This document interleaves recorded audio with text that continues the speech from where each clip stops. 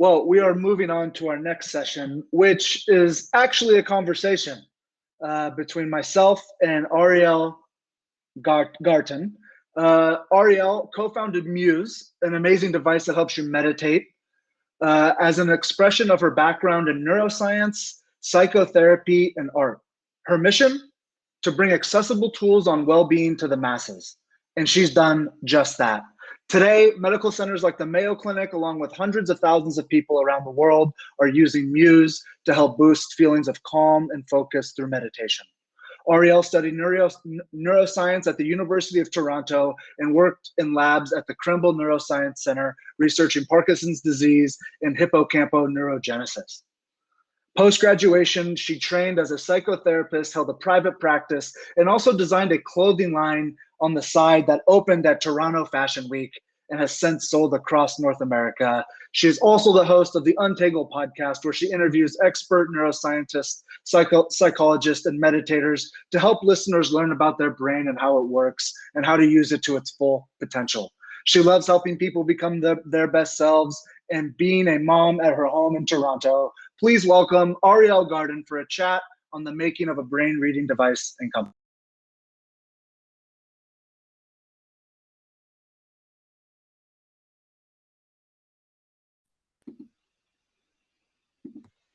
Hey, Ariel. Sure. Welcome to Texylvania. Thank you, and hello everybody out there. Yeah, and for everyone who's out there, please feel free to write down any questions you have. This is a very open session, so any questions that may arise during the conversation, please leave them in the chat below, in the chat or the Q&A segment. I'll find them and ask them. So, Ariel, welcome. Thank you. It's a joy and a pleasure to be here, and excited to hear everybody's questions and be able to interact with all of you all around the world. So to get things started, I will ask the first question. Muse is an amazing device that helps you meditate, but it didn't start there. Could you tell us a little bit about how you created Muse? Sure. The story is quite amazing. My own background was in neuroscience, so I was always fascinated by the brain and how it worked. And I started working in the lab of Dr. Steve Mann. He's the guy who was the inventor of the wearable computer. He's the guy who literally invented Google Glass before Google did. If you look at a picture of Steve in 1998, he's wearing what Google made in 2012. So in 2002, we began working together with an early brain-computer interface system that he had. So it was a single EEG electrode that you could put on your head, and we could then program it to do whatever we wanted. So we would program it so that when you shifted your brain state, we could then make the lights get brighter or change the audio of the room. All of this sounds like old hat now. You're like, yeah, I heard about this. But 20 years ago in 2002, we were in the vanguard of doing it. And so I looked around and said, oh my God, we're literally interacting with the world directly with our minds 20 years ago. We need to commercialize this. The world needs to know about it. So I got together my co-founders, Trevor Coleman, who was really into promotions and marketing, and Chris Amity, who is Steve's master's student, who was building the original Google Glass with him, the pre-Glass. And we set about to take this technology to market. And at the time, we thought that we were going to be doing thought-controlled computing. We thought we were going to let people control stuff with their brain, and it's going to be amazing. And we made thought-controlled toasters and thought-controlled games and thought-controlled lights and thought-controlled beer taps, which were amazing at your Christmas parties, but not practical at all. Can you make that? Can you make that last one? Pardon me? Can you make that beer one for me? Totally. So you focus on it, and as you focus, the beer starts to pour, and then the beer is foaming all over the place, and you're like, stop, and you have to relax. It was ridiculous. Good for party games, not good for real life. Yeah. So we kept trying to figure out what is this technology going to do? What is it going to be? It's so extraordinary. And we did this big project at the Olympics where we let people control the lights on big buildings all the way across the country. We really were exploring all the dimensions. And we finally realized that as we were teaching people to focus really hard to pour a beer or turn on a light, relax really deeply to make the sound get quieter, what we were really doing is teaching people to focus and relax. And actually far more important and difficult than controlling the world outside of you was learning to control your own mind. And that's really what we were teaching people. And so with that insight, we recognized, hey, we've got this amazing tool that actually gives you insight into your own mental space. And so we set about to apply it to teach people about their own mind. And as we were doing it, people would occasionally be like, is this like meditation? I'm focusing just like I'm focusing in my meditation practice and relaxing. And we recognized that if we were going to actually do something with this technology that was going to help the world in some way, if we could only get more people meditating, we would do something great for the world. And that's where Muse as a meditation tool was born. Wow. So I do have a couple questions based on that, if you don't mind. So the first thing I want to touch on is how well do we even know our own body's needs, like our brain's needs, and when we meditate, right? Because you said this device helps you meditate, but is that something that our brain will tell us we need to do through the device, or is this when we decide to put it on that we need to meditate? So it's when you decide to meditate that you put it Okay. on. But of course, the active meditation builds the skill of mindfulness, and mindfulness makes you more aware of your internal state, more aware of your thoughts, your tension in your shoulders, your discomfort, which then becomes a cue for you to say, oh, I should probably meditate now. It's a skill called interoception, and people who have better interoception in studies demonstrate lower stress because you're better at self-regulating and being aware of your internal state. Yeah, and the other thing I wanted to ask very briefly is, are there any studies out there that tell us that people are meditating less in today's world due to the constant distractions with technology that would make something like this probably even more important?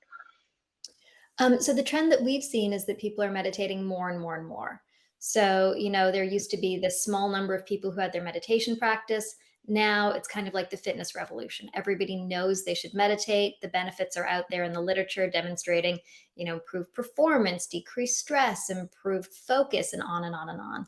And so now we have a wave of millions of people both beginning meditation practices and actually sticking to them because you have tools like Muse and other apps that actually help you do it.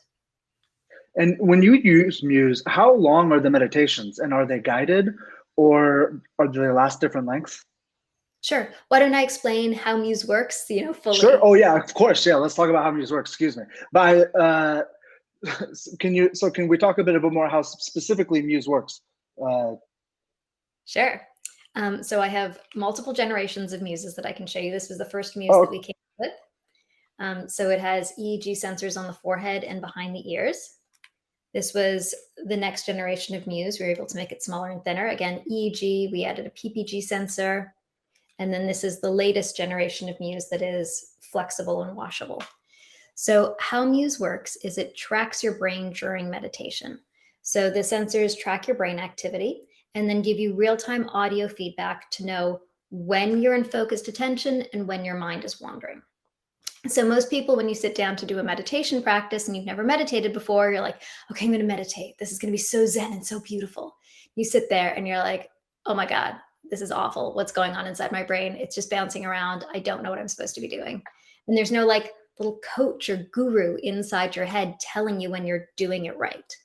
And so Muse solves that by actually giving you real-time feedback on your brain, letting you know when you're focused in the meditation zone and when your mind has wandered away, which is then a cue to bring your attention back. And so what we're doing is we're actually sonifying your brain activity so that you can hear when you're in the zone and when you're wandering. On top of that, yes, we have hundreds and hundreds of guided meditations. You can also use the Muse biofeedback and neurofeedback on top of any guided content that you want. So it's a really amazing open platform that allows you to explore and experiment in your meditation, whether you're starting a practice and have never done it before, it teaches you, or if you have an existing practice, it really lets you expand the ways that you explore your own mind. And when you say guided meditation, is that like professionals that are using a voice, or is it standard on Muse? Is it like sort of music that gets you back focused? Sure. So you can do all of it. So we have just audio landscape where there's no talking, no guidance. You're just hearing the sound of your own mind. You can adjust all of the sounds in it. Then we also have guided talking that guides you through a meditation. So you can choose what you like. We also have different meditation types for the mind. We have the PPG sensor, which tracks your heart. So you learn to listen to your heart like the beating of a drum and listen to your shifts in your HRV. We have guided breathing exercises because we have breath sensors. So there's a broad range of ways that you can use it. And now with our new Muse, we also help you fall asleep and stay asleep throughout the night. And is it constantly updating too? Like if you buy a Muse, it will constantly with new software updates? Constantly. So that's Okay. it's one of the joys of building hardware and software. You provide people with the device once and you continue to service it for the lifetime of the user. So, we are constantly coming up with new innovations and new ideas. And so you get new features like every couple months, new updates every few weeks. Going off of that, I mean, this obviously is a very complicated product to design and make, neuroscience, way beyond, my expertise, of course. But what were some of the biggest unforeseen challenges in getting the concept of Muse to the product of Muse, then to customers who are using it? You're absolutely right. It's an incredibly complex project. I mean, had I foreseen any of the challenges early on, I don't know that I would have persisted with it. I had this brilliant naivety, which allowed me to say like, oh yeah, we'll figure this out. And somehow, we had to take, prior to this, the standard EEG was a clinical grade EEG with goop on your head and wires that go across the room. And so Chris, my brilliant co-founder, was able to take that and through a whole bunch of complex engineering, create a device that is completely dry sensor, that has signal quality just as good as that clinical grade EEG, and can fit on anybody's head in 3 minutes. So the old EEGs literally take 45 minutes for a skilled technician to place it. And this, you just slip on, you adjust it a little bit, and then you've got EEG signals. So that was a massive hurdle. Then taking the electronics, which worked effectively, and miniaturizing them so they could fit into this form factor, actually creating a form factor that was like going to look kind of cool and not super dorky and not have big things all over your head. That was another challenge. Manufacturing. So, we're a small Canadian company at this point, 3 or 4 people in a basement. And over time, we were able to build with some support from government funds and with some other consulting projects that we did, because we are now experts in EEG and brain computer interface, so that we could make money consulting. And then we used that to go into the development of the actual hardware and the product. And we actually, needed to go to China and identify a manufacturer, all the things that are easier now because there are lots of incubators that can help you manufacturing. Some manufacturers actually run their own incubators in both Europe and in the United States, so that there's now a pathway. Back then, there was no pathway. So we literally just had to go to China with someone and interview people. What year was this? Sorry. So yeah, this is about 2008, 9. Oh yeah. Well, yeah. So yeah, quite a while ago.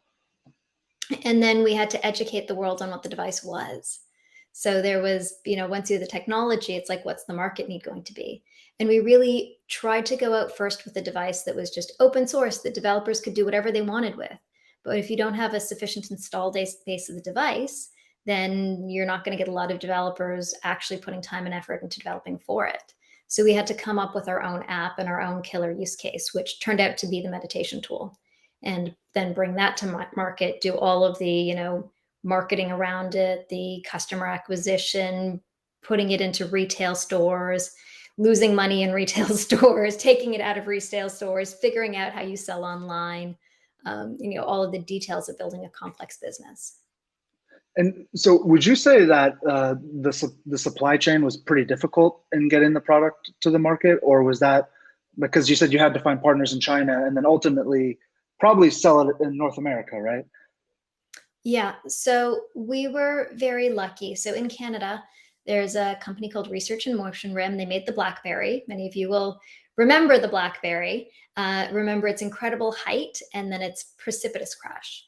And so right around 2010, 11, when we were building it, that's when BlackBerry started to bleed money in people, because the iPhone came out just around that time. And they started to have financial difficulties. And so we were able to bring on some of the old BlackBerry team members who had already done the supply chain optimization for creating BlackBerries. who had already established the sales networks all over the United States and the world for blackberries, and bring them into our team so that we could learn from their experience and get them to guide us. So that was how we circumvented the difficulties we could have had there. Yeah, thank you for that. So I want to talk about well-being and kind of the benefit that Muse brings to your well-being, because that's kind of a term that gets thrown around a lot of places. I see it on like Mountain Dew. So like I just I no, but, yeah, no, but I wanted to seriously ask, because I know this is, you know, obviously, you know, a proven product. So what specifically about our well-being improves when, you know, using Muse for this meditation? Oh, that's a great question.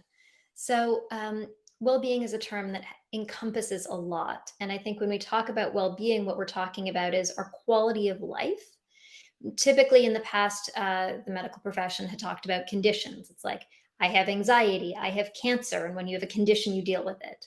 But there's all of the rest of our life that is not necessarily having a condition, but that can improve, and that is our well-being. And our well-being can be a sense of connectedness, or spiritual well-being, or physical well-being, mental well-being, etc. You know, you can have depression and have a mood disorder, or you can feel like sad and blue and grumpy and not particularly happy and just have poor well-being. Well, or you can have anxiety and have an anxiety disorder in the medical field, or you can be really super stressed and like really kind of uncomfortable about it. And then you're stressed, and that gets dealt with in the well-being area. So meditation has been demonstrated to improve kind of like most markers of well-being. It's been demonstrated to decrease your stress, to improve your mood, to improve your sense of connection to other people and something greater, to improve your markers of your physical health, like your blood pressure, etc. And so when we do meditation, what we're doing is we're actually learning to disengage from the negative, repetitive thoughts that we have in our head that cause us stress and anxiety. Yeah. And simultaneously, we're learning to regulate our own physiology, to breathe deeply, to calm our body, and then be able to approach situations in a way that is much happier. Because, Yeah. you know, it's so easy to get upset about things that don't matter. It's so easy to have most of our time and energy wrapped up being upset about things or being bothered and frustrated by things that actually aren't fundamental. And when you engage in meditation practice, you're able to gain truly the sense of wisdom, the ability to see what is relevant and what is not, the ability to manage your emotions and mood relative to it, the ability to accept the things that you can't change, and the underlying sense of ease and joy that comes from that. Yeah. Thank you. That makes a lot of sense. And actually, I think even deeper what you're saying too about, we often find repetitive thoughts that really don't matter. So yeah, I mean, especially even more with, you know, technology everywhere and constant notifications, I think something like that does make a lot of sense. And I do want to ask very briefly, was it meditation that brought you to neuroscience, or neuroscience that brought you to meditation? It was neuroscience that brought me to meditation. So I was fascinated by the brain. I was a practicing psychotherapist. And at that point, meditation was one of the frontline approaches that you were to teach your patients or clients for so many things that came up. And I was a terrible meditator. And I'd known from the neuroscience research, you know, the power of it. Meditation actually can make real structural change in your brain. It can shrink the size of your amygdala, which is your fear center. It can increase the connectivity of your corpus callosum. It can maintain the thickness of your prefrontal cortex, which is the executive control center of your brain. Meditation makes real tangible change in your brain if you engage in long-term practice. But I was a terrible meditator. And so I understood the value of it, and also the need, and also the need to actually continue with the practice and build tools that are going to actually make it, you know, practical for people to do it. So I'm going to touch on this again at the end, but you've already sold me. I need to meditate. Where do I find this product, Muse? Is it in stores? Is it online? So we're no longer in physical retail. As I mentioned earlier, physical retail is very difficult for a product. You can find it online on our website, choosemuse.com. We have a massive sale starting tomorrow, so mark your calendars. And you can also find it on Amazon, so Amazon across Europe. Cool. Awesome. And I want to ask, so you have degrees in neuroscience and you've trained as a psychotherapist. What do you find more difficult, getting degrees in that or being the CEO of Muse when you were starting? So being the CEO of a startup company is very engaging, challenging, rewarding, amazing, and hard because you're trying to keep all of the balls together.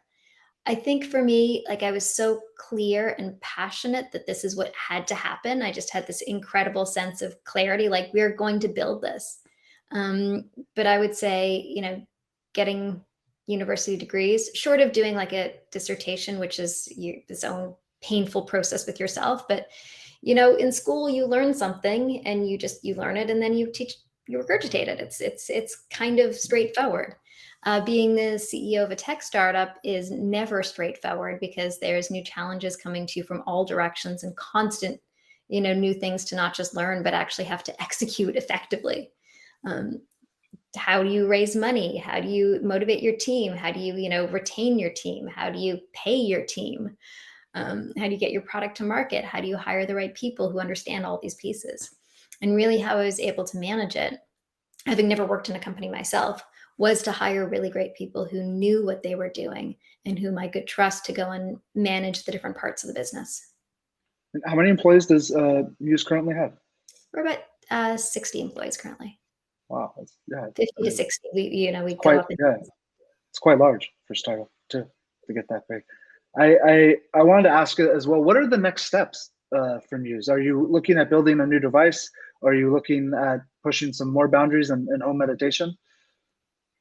All of the above, always. We've had multiple generations of devices that come out. The next frontier for us is really sleep. So what we discovered was that people were using their Muse to help them fall asleep. So we built Muse S, which is this really comfortable device that you can actually fall asleep in.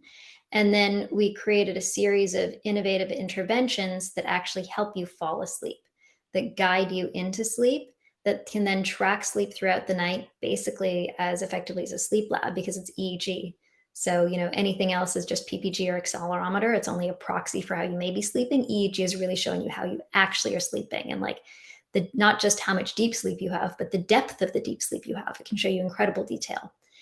And so now we're going further and further into sleep, creating new products and experiences that allow people to fall asleep and stay asleep more effectively.